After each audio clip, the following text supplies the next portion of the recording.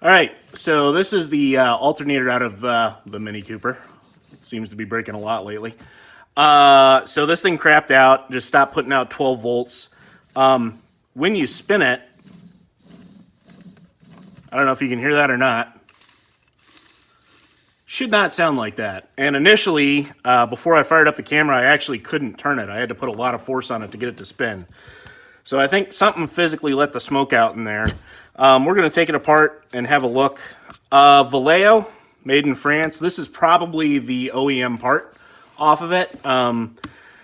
Mini Coopers, this one's a 2009. Mini Coopers are made by BMW now. So, most of the parts are going to be sourced in France. But, yeah, this is most likely the OEM alternator.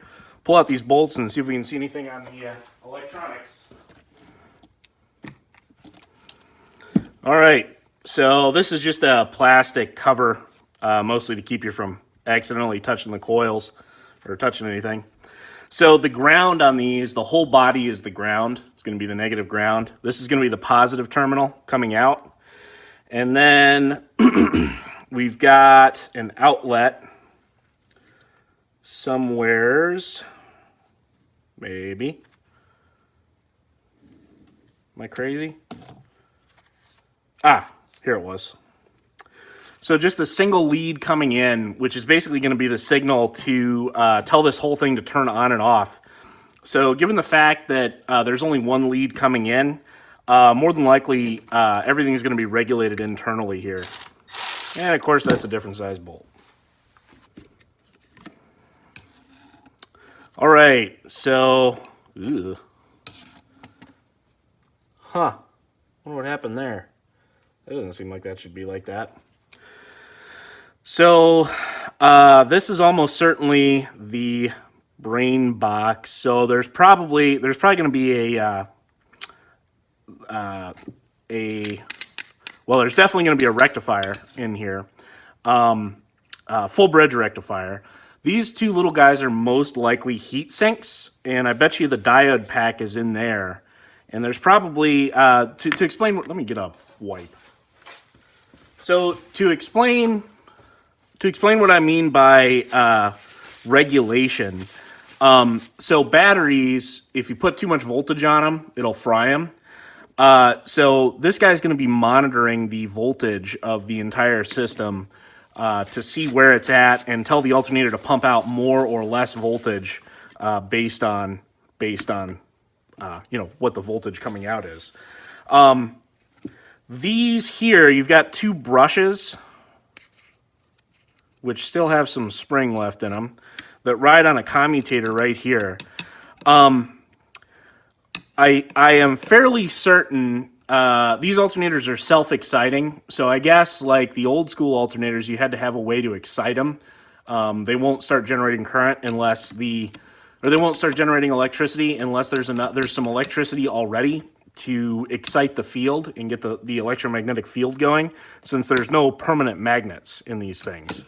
So I believe that those commutators, that's the circuit. You've got two of them. That's the circuit for self-exciting. I am not sure why this is all pitted on the end here, but I have a feeling that might be part of what the issue is. I don't know. Well, let's keep on digging. All right, so we got three conductors here, which are going to be the three phases of the alternator. So the way alternators work, let me get a Sharpie. So the way alternators work is, you can probably see that okay. So each of these three phases is going to be an alternating current phase. Like that's going to be phase one, maybe that would be that one. Phase two is going to be offset a little bit from that. And then phase three is going to be offset from that one. And then what your rectifier is going to do is it's going to pull, average out across the top of those phases. And I think a full bridge actually averages across the bottom as well. So, and it reverses the direction of the current because of the way the diodes are set up, and gives you a nice smooth line. So this is essentially a three-phase motor that's being spun as a generator. Well, not a generator, an alternator, because it's creating alternating current. A dynamo? Be a dynamo? I don't know. Alternating current, and it's got 3 phases, so that, you know, as opposed to only having 1 phase like this, you'd have to bridge that entire peak between the 2 of them, right, to get your 12 volts DC. So that's what's going on here with the 3 phases. I'm gonna have to cut all 3 of those to get any deeper here. Never fails. I can never find the right tool for the job. I'm not sure where my my big cutters went. All right, so those are cut, almost.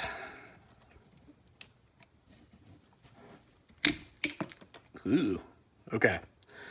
So we got 3 other phases here, or 3 other hookups.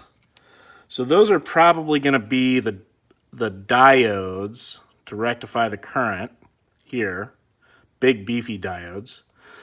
None of them appear to be blown out. Usually, you know, you'll physically see them be blown out if they are blown out. And then these are probably going to be the positive, or maybe ground returns. I'm not exactly sure. Getting this guy apart might be a trick. Well, let's see if we can just get the case off. Okay, so yeah, this is the full bridge rectifier. So you see we've got, well, the rectifier anyway. I'm fairly certain that's a full bridge. See, we've got diodes going in both directions here. So it's going to be stopping the current from going one way or the other to get your 12 volts DC out of it from AC. And of course, the advantage is with an alternator over a generator, it's lighter, it's more power dense than a generator. And if they weren't self-exciting, like in this case, this one's self-exciting, you wouldn't have any brushes at all. So there's basically no wear parts in it other than the bearings. And of course, bearings are very, very robust, last a long time. Now, I guess before I get too much further along, the body is just that cast, high silicon content cast aluminum.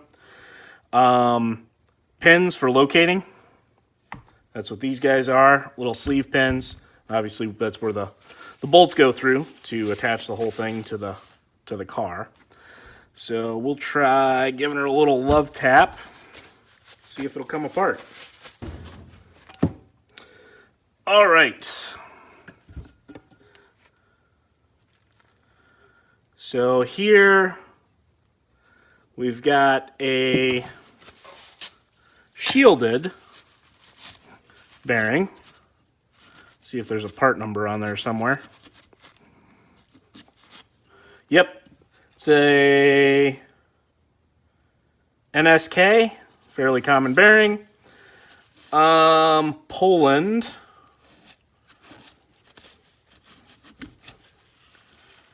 Huh, made in Poland. Interesting. 6202 Delta Whiskey 8. Made in Poland. So we got a German car with a French alternator with Polish bearings. There's probably a joke in there somewhere. All right, and I don't know how much further I'm going to be able to go just because this pulley is going to be what stops me from going any further, and that's going to require a special puller to get that guy off, which I do not have. So what can we say here? So beneath this, there's going to be, so these are the main windings here that come out, and you can see that they popped out. They were these leads, where are they? Oh, these leads right here, sticking up. All right, so those diode packs were sitting up here. The positive terminal sticks out right here. So that's what's going to be pulling your 12 volts DC off of there. This guy must also regulate somehow. I'm not entirely sure how it would do that. Probably by controlling the input voltage of the field that's going to be generated on the commutating element down there. So on this commutating element, there's just going to be more windings that are spinning, and they generate, you know, electromagnetic field, which pushes electrons through these wires and comes out, gives you your 12 volts for everything. Yeah, unfortunately, I can't get that other pulley off, so there's not really a whole lot else to say. Here in the housing, we have what appears to be a nylon sleeve, a split sleeve. All right, well, I can't get it out of there, but you can see it's a little proud. It's a nylon sleeve, which is going to be the shielding for the bearing, or I'm sorry, kind of the, the dust shielding for the bearing.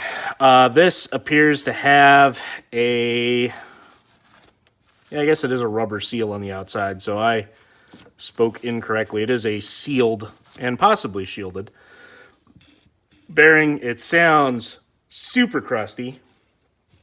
They really shouldn't make any noise at all. And also you can see it spins pretty freely. You know, you can really only test a bearing under load, but, you know, so you don't really know. A bearing can feel good and it can be bad if it's under load. A bearing this small, you can usually load it up just with your hand and get an idea. But some telltale signs, if you spin them and they make all kinds of noise, they're no good. And also, if they spin too freely, they should have some resistance to them. Like this one spins pretty freely. It shouldn't be nearly that free. The grease is cooked out of them, you know, because the grease is going to provide some resistance to turning. So, yeah, there's a few things you can say about bearings without knowing too much. I'm still not entirely sure why this is all corroded. I kind of think that was probably what was fetching up initially. It goes into plastic. But yeah, you can see there's a bunch of rust built up on the back side here.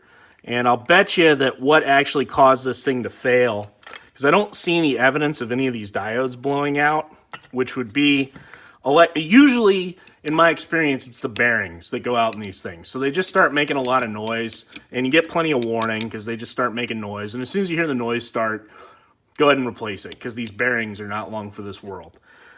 The second most common thing to happen, the most common thing to happen electrically is probably for these diodes to blow out. And I don't see any evidence of any of these diodes letting any smoke out. Normally, I mean, you would physically see them burnt if that were the case. What